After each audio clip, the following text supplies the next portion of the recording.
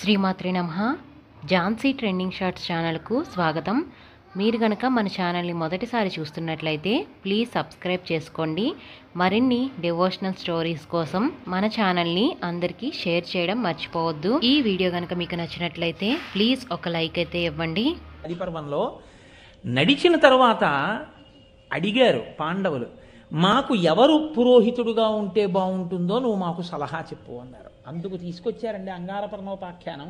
భగవంతుడు అందుకు కూర్చాడు. అప్పుడు ఆయన అన్నాడు, నువ్వు వేసిన ఆగ్నేయాస్త్రానికి నా రథం కాలిపోయింది, కానీ నేను పరమేశ్వర భృత్యుడైనటువంటి కుబేరుడికి చెలికాడిని. అందుకే ఇప్పుడు మళ్ళీ నాకు వజ్రములు పొదిగినటువంటి చిత్ర విచిత్రమైన రథం వచ్చింది. ఓడిపోయిన నాకు ఆ పేరు ఎందుకు, అంగారపర్ణుడు అన్న పేరు నేను వదిలేస్తున్నాను, నీ చేతిలో ఓడిపోయాను కాబట్టి. చిత్రమైన రథం ఎక్కుతున్నాను కాబట్టి నన్ను చిత్రరథుడు అంటారు ఇంకా అన్నాడు. ఆయన చిత్రమైన వ్యక్తి నిజంగా అసలు అని ఎవరిని వాళ్ళు పురోహితుడిగా వరించవలసి ఉంటుందో చెప్పాడు. మీరు ఉత్కోచం అనేటటువంటి పర్వతం ఉంది, ఈ గంగానదిని దాటి ఆవలి ఒడ్డుకు వెళ్ళండి. అక్కడ ఒక మహానుభావుడు ఉన్నాడు, వేదాంగములు చదువుకున్నాడు, నిత్యతృప్తి కలిగిన వాడు, సమస్త భూతములను శాసించగలిగినటువంటి వాడు, వెలుగుతున్నటువంటి అగ్నిశిఖలా ఉంటాడు. అంతటి అనుష్ఠాన తత్పరత కలిగినటువంటి వాడు. ఎంత తెలుసుకున్నాడో అంత అనుష్ఠిస్తాడు. ఆ మహానుభావుణ్ణి మీకు పురోహితుడుగా ఉండమని వరించండి. ఆయన దేవల మహర్షి యొక్క సోదరుడు అన్నాడు. దేవల మహర్షి అంటే మీకు జ్ఞాపకం వచ్చి ఉండే ఉంటుంది. ఎక్కడివాడు దేవల మహర్షి? గజేంద్రమోక్ష సన్నివేశంలో గంధర్వుడు హూహూ అనేటటువంటి ఆయన స్నానం చేస్తూ తన ప్రియురాళ్లతో కలిసి స్నానం చేస్తున్నప్పుడు దేవల మహర్షి వచ్చి అక్కడ స్నానం చేస్తుంటే ఇంత బక్కగా ఉన్నాడు, ఈయన స్నానం చేస్తున్నాడని అడుగు నుంచి ఈత కొడుతూ వెళ్ళి దేవల మహర్షి యొక్క కాళ్ళు పట్టుకుని లాగేస్తే నీటిలో కింద పడిపోయారు మహర్షి. నీటి అడుగు నుంచి వచ్చి కాలు పట్టుకోవడం సంతోషంగా ఉంది కాబట్టి మొసలిగా జన్మించు, నీ కండకావరం తీరుతుందని శపించి గజేంద్రమోక్షణ వృత్తాంతానికి కారకుడైన ఋషి ఎవరో ఆ దేవల మహర్షి యొక్క తమ్ముడు ఈ మహానుభావుడైనటువంటి ధౌమ్యుడు. కాబట్టి మీరు వెళ్ళి ఆయన్ని వరించండి అన్నారు. అంటే ఇప్పుడు పాండవులు గంగ ఆవలి ఒడ్డుకి వెళ్ళి ధౌమ్యుణ్ణి పురోహితుడిగా వరించారు. ధౌమ్యుడు కూడా అంగీకరించాడు. మీతో నేను అన్నమాట అదే, మీకే ఏమీ లేదయా, మీరే అన్నీ వదిలేసి మీ పేర్లు రూపాలు కూడా తెలియకుండా బ్రాహ్మణ వేషాల్లో తిరుగుతున్నారు, మీకు మళ్ళీ నేను పౌరోహిత్యమా? మీరు బాగున్నప్పుడు చెప్పండి వస్తాను, ఏమైనా సంభావన ఇద్దరుగానే అనలేదు. ఇవాళ బ్రాహ్మణ్యం అంటే ఎలా తయారైందంటే, శంకరాచార్యులు వారి జయంతి అవుతోందిరా అంటే శంకరాచార్యులు వారి పల్లకి ముందు వేదం చదువుకుని నడిచే వాళ్ళు 10 మంది కనపట్టలేదు. ఏ మహానుభావుడు వేదాన్ని నిలబెట్టాడో ఆయన పల్లకి ముందు తనంత తానుగా చదువుతూ రావడానికి 10 మంది వేదం చదువుకున్న వాళ్ళు ముందొచ్చి పల్లకి ముందు నడవట్ల. అంత కృతజ్ఞ స్థితిలో ఉంది. నాకేం భయం లేదు, నేను ఎప్పుడు చెప్తుంటాను, ఉన్నట్టు చెప్పేస్తాను నేను.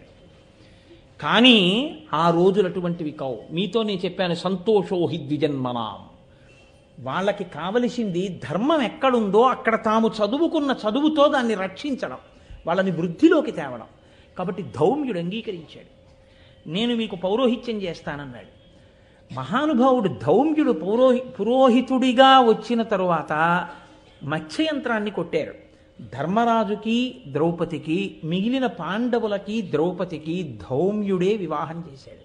సరే, ఎక్కడో అక్కడ ద్రౌపదీదేవికి సంబంధించిన వృత్తాంతం వస్తుంది. ఇక్కడ కాకపోయినా ఆదిపర్వం చెప్పినప్పుడు వస్తుంది. ద్రౌపది పాండవుల వివాహ ఘట్టంలో అసలు అది ఎంత ధర్మబద్ధమో, ఎంత గొప్పదో. అందుకే కదండి మహాభారతం అంతా సామెతల పుట్ట. ఏమీ లేకపోయినా సామెతలన్నీ భారతంలోంచే పుట్టాయి. అందుకే తెలియనివ్వండి, తెలియకపోయి ఆయనకి ఏమిటండి ధర్మరాజు అంటే. ధర్మరాజు అంటే ఎవరికి ఏది అడిగినా ఇస్తాడు, అందరినీ రక్షిస్తాడు, పెద్ద పట్టించుకోడు అనుకోండి. ఆయనకి ఏమిటి ధర్మరాజు అంటే?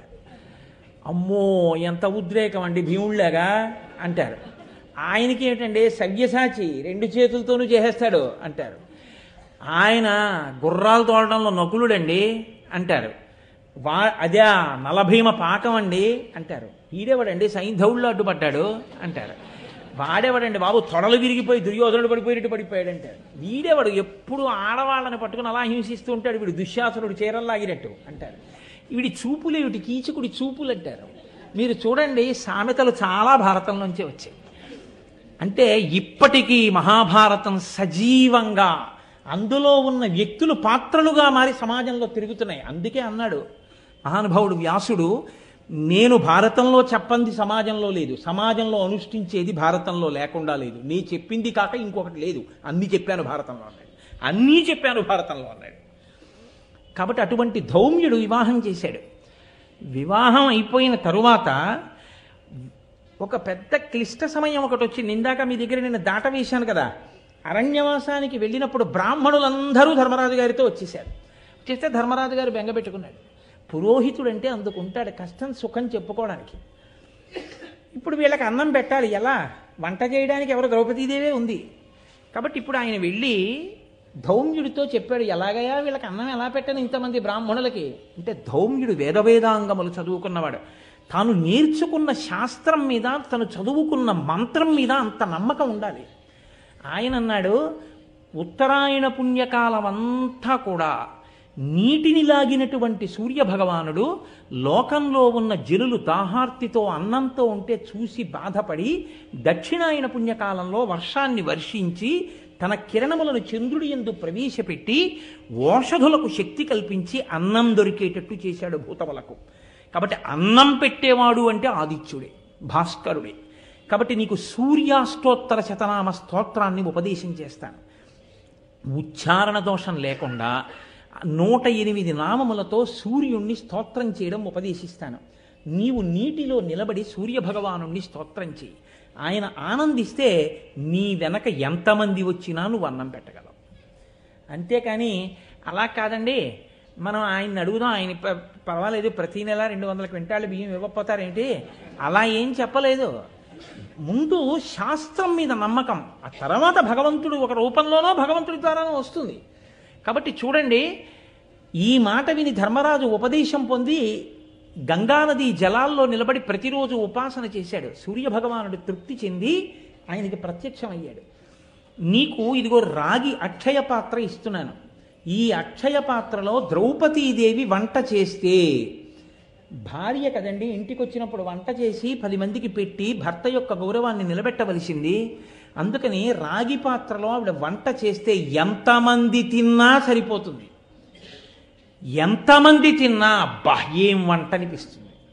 అలా ఉండేటట్టుగా నీకు నేను అక్షయ పాత్రను ఇస్తున్నానన్నాడు. ఆ అక్షయ పాత్రతోటే 12 సంవత్సరముల అరణ్యవాసంలో ఎంతమంది బ్రాహ్మణులకు, ఎంతమంది అతిథులకు నిత్యతృప్తులయ్యేటట్టుగా ధర్మరాజు గారు అన్నం పెడుతూనే ఉన్నాడు. ఇప్పుడు చెప్పండి, ఒక పురోహితుడు నీకు ఉండాలని ఆనాడు వంగారపర్ణుడి రూపంలో ధౌమ్యుణ్ణి తీసుకొచ్చి పాండవుల పక్కన కూర్చోపెట్టడం ఎంత అవసరమైందో దాన్ని భగవంతుడు ధర్మాన్ని పట్టుకున్న వాళ్ళకి ఎలా కూర్చాడో చూడండి. అదే ధౌమ్యుడు కీచకుడు సైంధవుడు ద్రౌపదీదేవిని అపహరించి తీసుకెళ్ళిపోతున్నాడు. తీసుకెళ్ళిపోతుంటే ఆవిడ ధౌమ్యుడిని ప్రార్థన చేసింది. ఎవరు లేరు, పాండవులందరూ తలో దిక్కుకి వెళ్ళారు వేటకి. వెడితే సైంధవుడు నన్ను అపహరించి తీసుకెడుతున్నాడు, ధౌమ్యుడా నన్ను రక్షించు అంటే మహాపతివ్రత ద్రౌపదిని రక్షించాలని సైంధవుడి రథం వెంట పరిగెత్తాడు కేకలేస్తూ ఆక్కుండా. వెనక నుంచి పాండవుల రథం మీద వెళ్ళి ధౌమ్యుడికి నమస్కారం చేసి మాట్లాడారు. అయ్యా ఇంకా మీరు పరిగెత్తకండి, మీరు మెల్లిగా రండి, మేము వెడుతున్నాం కదా దగ్గరికి, వాడి సంగతి మేము చూస్తామని. ద్రౌపదీదేవి యొక్క సంరక్షణ యందు కూడా అంత గొప్ప పాత్ర పోషించాడు. కిమ్మీరుడు అని ఒక రాక్షసుడు. అదో విచిత్రమైనటువంటి ఘట్టం. అది అరణ్యపర్వం. అరణ్యపర్వంలో పాండవులు అరణ్యవాసంలో నడిచి వెళ్ళిపోతుంటే ఆ బకాసురుడి సోదరుడు కిమ్మీరుడు అడ్డొచ్చాడు. ఆయనది అదొక చిత్రమైనటువంటి మాయ. ఆయన అసలు మనుషులకి కనపడడం, అపారమైనటువంటి స్వరూపం. అటువంటి స్వరూపంతో పాండవులకు అడ్డొచ్చి నిలబడితే అప్పటికి దుశ్శాసురుణ్ణి చంపితే తప్ప నేను జడ వేసుకోవాలని ప్రతిజ్ఞ చేయడం చేత ద్రౌపదీదేవి కేశపాశం అంతా చెదిరిపోయి ఉంది. ఆవిడ భయపడిపోయి కళ్ళు మూసుకుంది. ద్రౌపదీదేవి అంటే సామాన్యం కాదు, ఆవిడ అబల అని మీరు అనుకోకండి.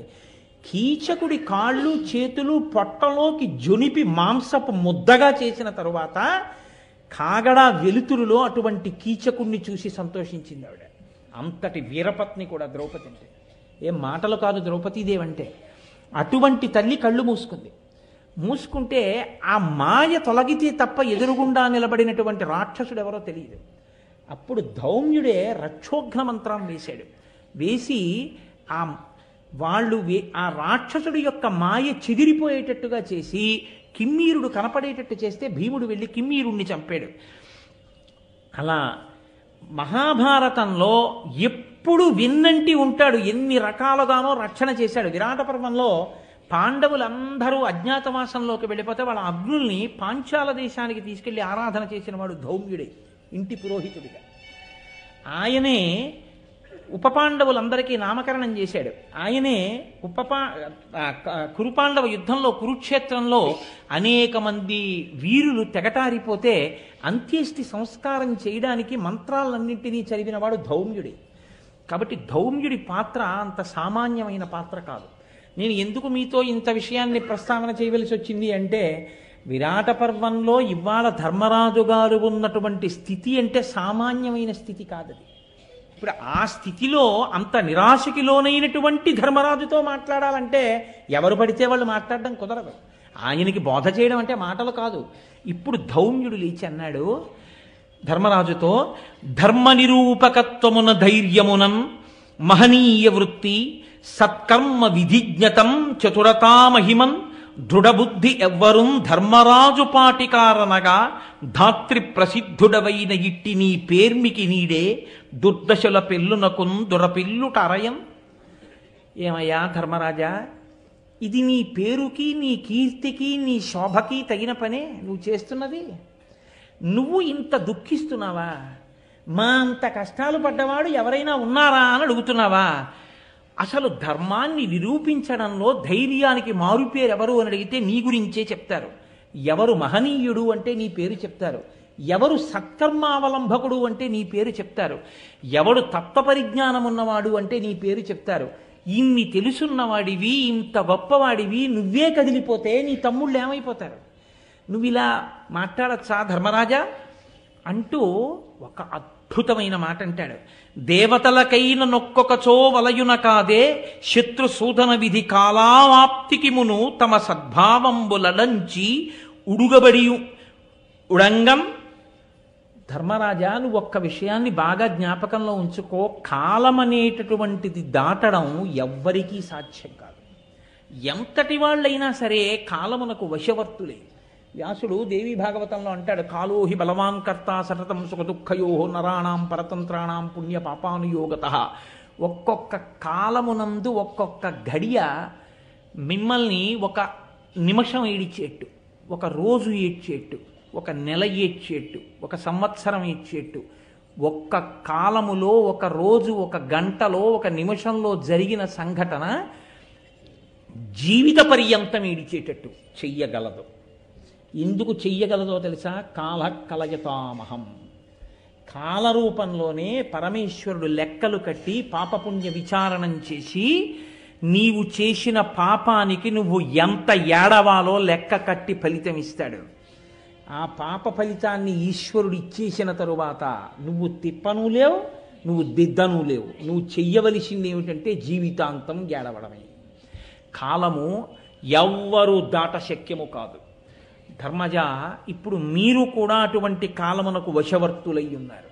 కాబట్టి ఇప్పుడు భగవంతుణ్ణి గట్టిగా పట్టుకోవాలి. కాలము కలిసి వచ్చే వరకు ఓర్పు పట్టవలసి ఉంటుంది తప్ప నీకు తెలియనివా ఇవన్నీ?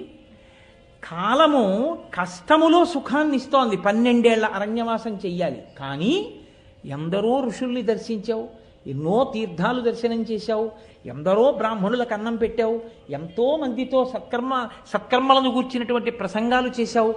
కాలమే ఎదురు తిరిగింది. కాలమే దాన్ని సక్రమంగా నడిచిపోయేటట్టు చేసింది. ఆ కాలమే అజ్ఞాతవాస రూపంలో ఇప్పుడు వచ్చింది. ఆ కాలమే ఈశ్వర రూపంలో నిన్ను అజ్ఞాతవాసం నుంచి గట్టు కూడా ఎక్కిస్తుంది. కానీ ఓర్చుకోవడం అన్నది మాత్రం నీకు రావాలి. ఆ ఓర్పు కానీ వదిలేశావా? ఇప్పుడు ఇదిగో ఎలా వదిలేసి బాధపడ్డావో అలా బాధపడ్డావో, ఓర్పు పోయిందో బయటపడిపోతారు. ఆ ఓర్పు పోకూడదు. ఎందుకో తెలుసా? ఎంత గొప్ప మాట చెప్తున్నాడో మీరు ఆలోచించండి. 12 నెలల అజ్ఞాతవాసానికి కావలసిన మానసికమైన అన్నాన్నంతటినీ వండి పెట్టేస్తున్నాడు ధౌమ్యుడు ధర్మరాజు గారికి, పాండవులకు. ఎందుకో తెలుసా అండి? ఓర్పు పోయిందనుకోండి, 1 గంట చాలు పాండవులు బయటపడిపోవడానికి. అర్జునుడంతటి వాడి కర్మ కాలిపోయిందండి. పరమశివుడంతటి వాడు సైంధవుడు తపస్సు చేస్తే ప్రత్యక్షమయ్యి అన్నాడు, పాండవులని గెలిచే వరం ఇమ్మని అడిగాడు. పాండవులను గెలిచే వరం అన్న వరం నువ్వు అడగకూడదు, నేను ఇవ్వలేనన్నాడు పరమశివుడంతటి వాడు. ఎందుకో తెలుసా? వాళ్ళ పౌరుష ప్రతాపములు అటువంటివి. పాండవులలో నలుగురు ఒకెత్తు, అర్జునుడు ఒకెత్తు. అర్జునుడితో యుద్ధం నేనే చేసి గెలవడం కూడా చాలా కష్టంతో సాధ్యం సుమా. గెలవనని అనను, కానీ చాలా కష్టంతో సాధ్యం. కానీ నా అంతటి వాణ్ణి నువ్వు తపస్సు చేస్తే ప్రత్యక్షమై కుదరదని వెళ్ళిపోలేక ఒక్క వరం ఇస్తున్నాను. అర్జునుడు తక్క మిగిలిన నలుగురు పాండవుల్ని ఒక్కరోజు యుద్ధంలో గెలవగలుగుతావు, అదొక్కటే నీకు ఇచ్చేవరం అన్నాడు. కాబట్టి అడ్డుపడ్డాడు కదండి, సైంధవుళ్ళు అడ్డుపడ్డాడంటారు.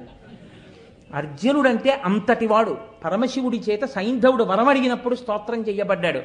అటువంటి వాడు అసలు పురుషుడనిపించుకోవడానికి అర్హత లేకుండా పోయింది కదండి. పేడివాడై అంతఃపురంలో ఆడవాళ్ళకి నాట్యం నేర్పుకున్నాడు.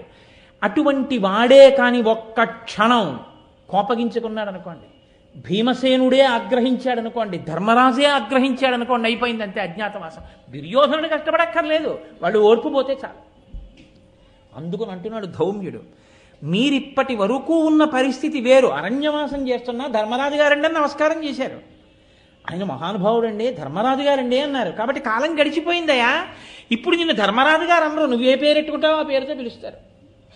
నేను మీ పరిచారకుండండి అని పేరెట్టుకుని ఎవరింటికో వెళ్ళామనుకో, ఆ చీపురు కట్టి ఇలా పట్టరా అంటారు. రాజసూయాగం చేసిన వాడినయా, నీకు చీపురు కట్ట పట్టరానా? అయిపోయింది అంతే నీ అజ్ఞాతవాసం. ఇప్పుడు నీకు కావలసింది ఓర్పు. కాలము పరీక్షకి ఎదురు నిలబడింది, ఇప్పుడు నువ్వు ఓర్పుతో నిలబడాలి.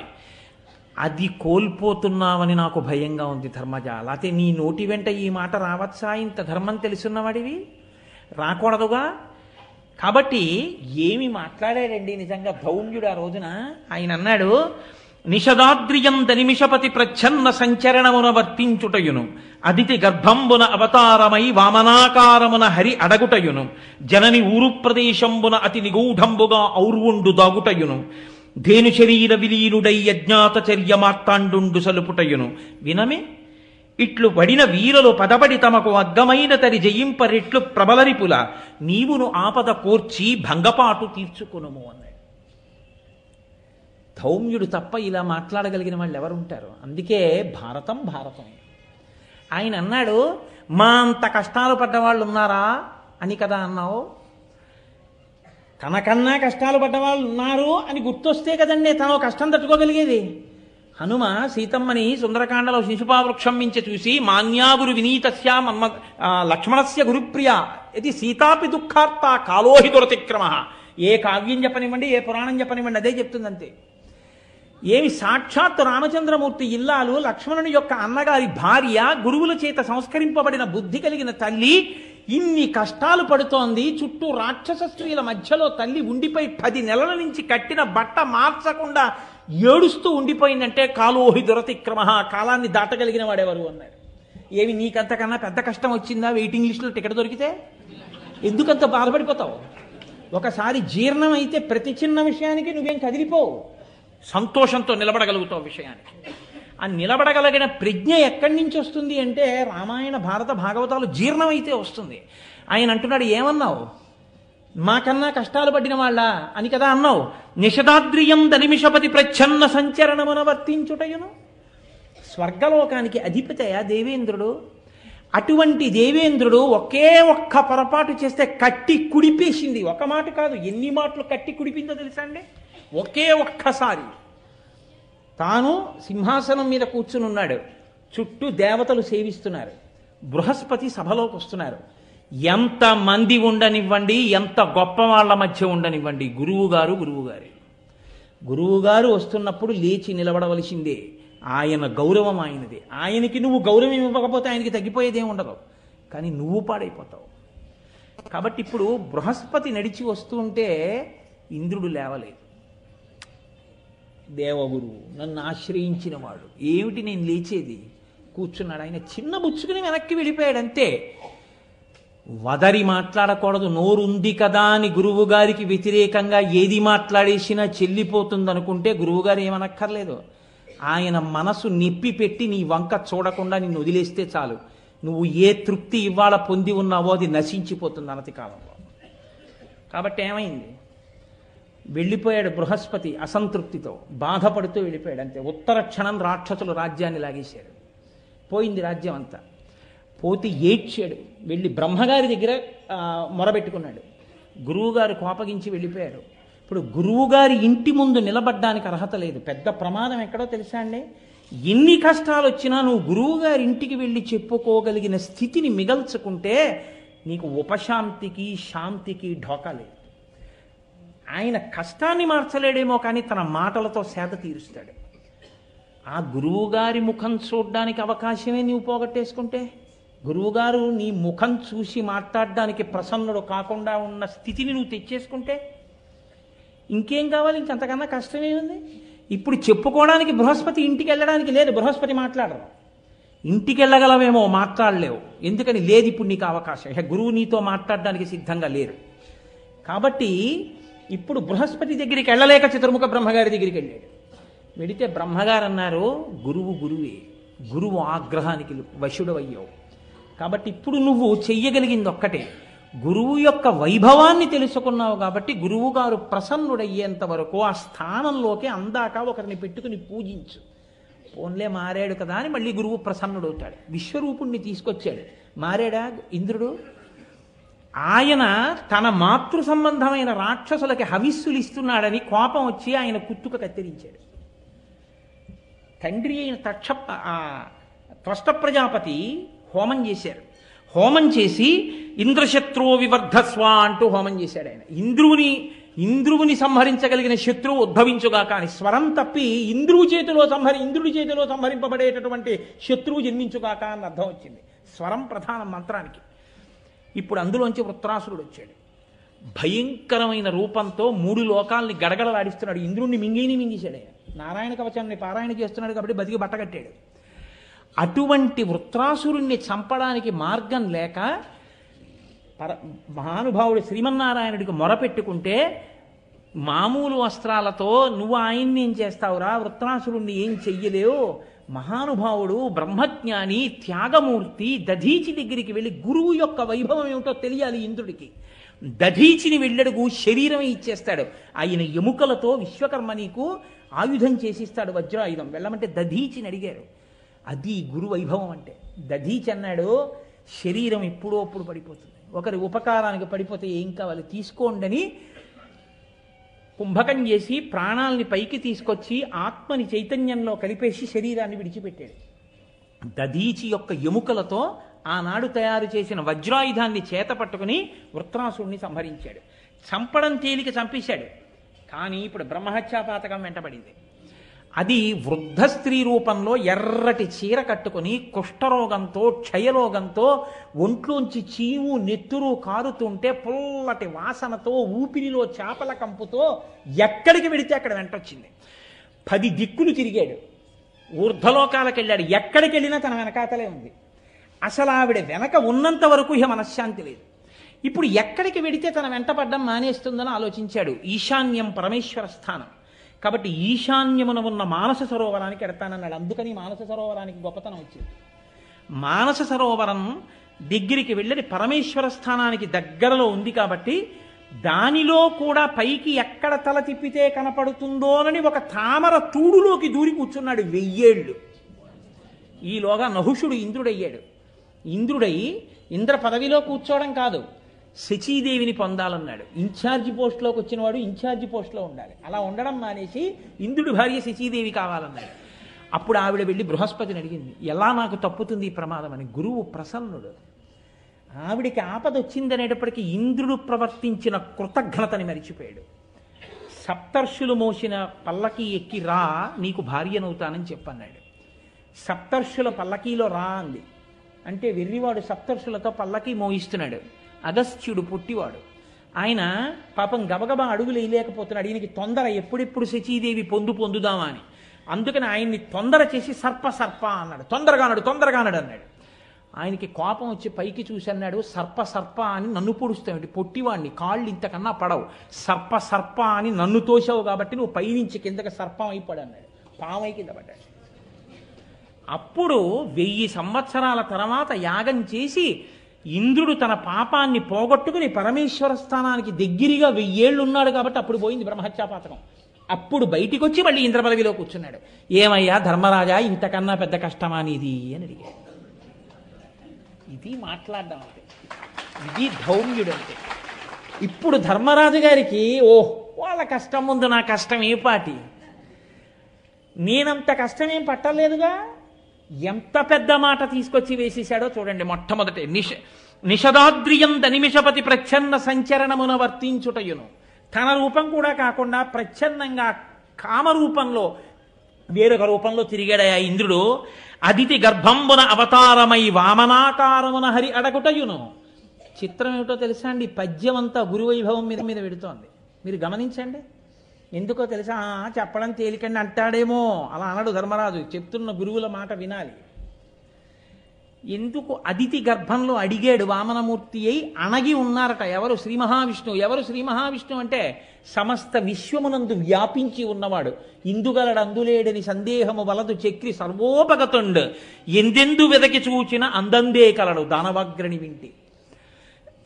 అటువంటి వాడు అదితి కడుపులో అణిగి మణిగి పడున్నాడు కొన్ని నెలలు. ఎందుకు పడి ఉండాలి అలాగా? ఒక్కటే కారణం. ఒకానొకప్పుడు ఇంద్రుడు బృహస్పతి యొక్క అనుగ్రహాన్ని పోగొట్టుకుని కాదు, ఇంద్రుడు బృహస్పతిని ఎంత సేవించాడో అంతకన్నా సేవించాడు బలిచక్రవర్తి శుక్రాచార్యుల వారిని. గురువుగారి ప్రసన్నత అంటే అంతే, శుక్రాచార్యుల వారు అనుగ్రహించారు. రావయ్య, ఇంత సేవ చేశావు, నీకు వైభవం ఇప్పిస్తానన్నాడు. విశ్వజిత్ యాగం చేయించాడు. యాగం పూర్తయింది. యాగమధ్యంలోంచి బ్రహ్మాండమైనటువంటి స్వర్ణ తేరు పైకొచ్చింది. దాని మీద వస్త్రం కప్పి ఉంది. దానిని పూంచినటువంటి సింహాలు, దానికి అక్షయబాణ తూణీరాలు, గొప్ప ధనస్సు, ఆయుధాలు అన్నిటితో రథం పైకొచ్చింది. బలిచక్రవర్తి ఆ రథం మీద కూర్చుని ఇంద్రుణ్ణి ఓడించడానికి అని చెప్పి దేవలోకానికి వెళ్ళాడు. వెడితే ఆయన ఉద్ధతికి తట్టుకోలేకపోయాడు. తట్టుకోలేక ఇంద్రుడు బృహస్పతి దగ్గరికి వెళ్ళాడు. వెళ్ళి, నేను ఇవాళ బలిచక్రవర్తిని ఎదిరించి నిలబడలేకపోతున్నాను, ఎలా నేను ఈ ఇంద్రవైభవం నిలబెట్టుకోవడం అన్నాడు. ఆ రోజున బృహస్పతి చెప్పిన మాట ఏమిటో తెలుసా అండి?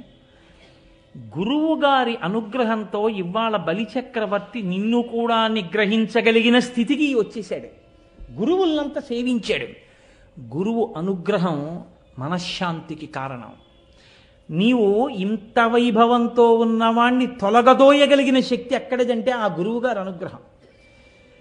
కాబట్టి ఇప్పుడు నీకున్న ఒకే ఒక మార్గం, కాలం కలిసి వచ్చే వరకు పదవి వదిలిపెట్టి పారిపోవడం.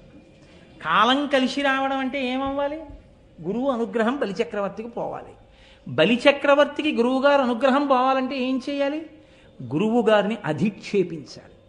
గురువుగారు చెప్పిన మాట పక్కన పెట్టేయాలి. నేను విననాలి. గురువుగారిని తిట్టక్కర్లేదు, గురువుగారిని విమర్శించక్కర్లేదు. గురువుగారిని చెప్పిన మాట చెయ్యనంటే చాలు, గురువుగారికి కోపం వస్తుంది. గురువుగారిని తిట్టడమే మొదలెడితే. కాబట్టి ఎంత ప్రమాదం వస్తుందో చూపిస్తుంది భారతం. కాబట్టి ఇప్పుడు ఏం చేశాడు? ఆ గురువుగారికి దూరం అవ్వాలి. అయ్యేంత వరకు నువ్వు వేచి ఉండాలి. వేచి ఉండాలి కాబట్టి వెళ్ళిపో, అంతే. ఎంత కష్టం పడ్డాడో తెలుసా అండి మళ్ళీ ఇంద్రుడు? చెప్పుకుంది అదితి. నేను మీతో తరచుగా ప్రస్తావన చేస్తుంటాను. ఎండకన్నెరుగని ఇంద్రుని ఇల్లాలు పలుపంచలను జాలి పడెను నేడు. ఆఖరికి ఆ జయంతాదులు శబరార్భకుల వెంట చనిరినేడు. అమరులకు ఆధారమవు అమరావతి అసురులకు అటపట్టయ్యనేడు. బలి జగములనెల్ల బలిగిచునున్నాడు వాని గెలువరాదు వాసవనకు. యాగభాగమెల్ల అతడు ఆహరించును కడగి దేవతలకొక్క కడియనీడు అని చెప్పుకుంది. ఇవాళ బలిచక్రవర్తి ఏ స్థితికి వెళ్ళిపోయాడో తెలుసా? రాజ్యాన్నంతటినీ ఆక్రమిస్తే ఇంద్రుడు ఎక్కడైనా ఉన్నాడని తెలిస్తే శత్రుశేషం మిగలకూడదని చంపేస్తాడేమోనని అరణ్యాలు పట్టి పారిపోయాడు. నా కోడలు ఎండకన్నెరుగని శచీదేవి ఎక్కడో పలు పంచలను జాలి పడిన నేడు 10 ఇళ్లల్లో ఊడిగం చేసుకుంటాను. కలిమి గారాబు బిడ్డలు జయంతాదులు శబరార్భకుల వెంట తనిరినేడు. ఐశ్వర్యానికి మారుపేరైనటువంటి జయంతాదులు ఇంద్రుడి కొడుకులు ఎక్కడో ఆ బిల్లుపుత్రులతో కలిసి అరణ్యంలో ఆడుకుంటున్నారు. అమరులకు ఆధారమవు అమరావతి అసురుల కటపట్టయ్యనేడు. దేవలోకానికి రాజధాని అయిన అమరావతి రాక్షసులు ఇవాళ ఆటపట్టుగా స్వీకరించారు. బలి జగములనెల్ల బలిగిచునున్నాడు వాని గెలువరాదు వాసవునకు. ఇవాళ ఇంద్రుడు గెలవలేడు. నా కొడుకు రాజ్యభ్రష్టుడైపోయాడు. ఆఖరికి నా కొడుకు పరిస్థితి ఎలా అయిపోయిందంటే కడగి దేవతలికొక్క కడియనీయుడు. హవిస్సులు ఇస్తూ ఉంటే బలిచక్రవర్తి అంతా పుచ్చుకుంటున్నాడు. ఇంద్రుడికి వెళ్ళవలసిన హవిర్భాగాన్ని కూడా ఇంద్రుడికి ఇవ్వట్లేదు. అన్నం లేక ఏడుస్తున్నాడయా నా కొడుక్కి ఎలా వస్తుంది మళ్ళీ ఇంద్రపదం అని అడిగింది. ఎవరిని? కశ్యప ప్రజాపతిని అడిగింది. గురుస్వరూపం. యోమే భర్త సమీ గురు తం నిత్యమనురక్తాస్మి యథారూపాం సువర్చల అంటుంది సీతమ్మ. భర్తని మించిన గురువు లోకంలో ఉండడు. కాబట్టి భర్త గారిని అడిగింది. ఆయన అన్నాడు, నన్ను అడుగుతావే?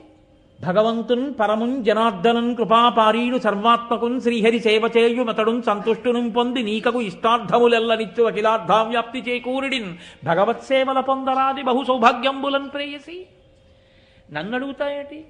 పరమాత్ముడు సేవిస్తే పొంగిపోయేవాడు శ్రీమన్నారాయణుడిని అడుగు, ఆయన ఇస్తాడు వైభవం అన్నాడు. ఇప్పుడు ఆవిడ వ్రతం చేసింది. వచ్చాడు. వచ్చినవాడు ఎదురుగుండా నిలబడినవాడు ఆయన ఆవిడ్ని వరం అడిగాడు. అది విచిత్రం. ఎందుకు అడిగాడో తెలుసా అండి? ఒక్కటే కారణం. గురువుల అనుగ్రహానికి బలిచక్రవర్తిని దూరం చేయాలి. దూరం చేసేస్తే చాలు, అయిపోతుంది, అంతే, కథ నడిచిపోతుంది. కాబట్టి ఇప్పుడు ఆయన అన్నాడు, అమ్మా నాకే కోరికగా ఉందమ్మా, నీ కడుపున పుడతానం, నాకున్ వేడుక పుట్టు నీసుతుడనై నర్తించి వర్తింపగా నీ కోడండ్రును నీ కుమారవరులు నీనాథుడు నీవును సంశ్లోకింపన్ సతులున్ పతుల్ సమ్మోదింప రాత్రించరులు శోకింపన్ భవదీయ గర్భమున తేజోమూర్తి జన్మించదన్ నాకున్ వేడుక పుట్టు నీసుతుడనై నర్తించి వర్తింపగా. అమ్మ నీ కొడుకులు కోడళ్ళు నీ భర్త సంతోషించేటట్టు నీ కడుపున పుట్టాలనుందమ్మా, అమ్మ పుట్టనా అమ్మా అని అడిగాడు. అడిగితే ఆవిడ పొంగిపోయింది. అంతకన్నా భాగ్యమా, తప్పకుండా పుట్టవయ్యా అని. ఆవిడ అసలు ఎందుకు తపస్సు చేసింది? ఎందుకు చేసింది వ్రతం? ఇంద్రుడికి రాజ్యం కోసం. ఇంద్రుడికి రాజ్యం ఇవ్వడానికి ఈశ్వరుడు ఇంద్రుడికి తమ్ముడయ్యాడు, ఉపేంద్రుడయ్యాడు, అదితికి కొడుకుగా పుట్టి. ఇప్పుడు ఆయన శ్రావణ ద్వాదశి నాడు శ్రోణనభిజిత్ సంజ్ఞాత లగ్నంబునన్ భువనాధీశుడు పుట్టె వామనగతిన్ పుణ్యవ్రతోపేతకున్ దివిజాధీశ్వరు మాతకున్ పరమపా